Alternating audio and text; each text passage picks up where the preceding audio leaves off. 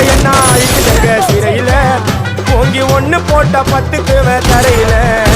என் வாழ்க்கை என்ன ஆயிடுச்சுங்க சிறையில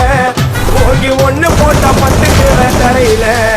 நான் சானா புஷ கத்தி உன்னை போட்டுடுவேன் வெட்டி ஜோப்டானு என்ன நீ நினைச்சிடாதடா என் ஸ்டோரிய நீ கேளு நான் மோசமான ஆளு நான் உன்னை சாவடிச்சா இன்னைக்கு பாலு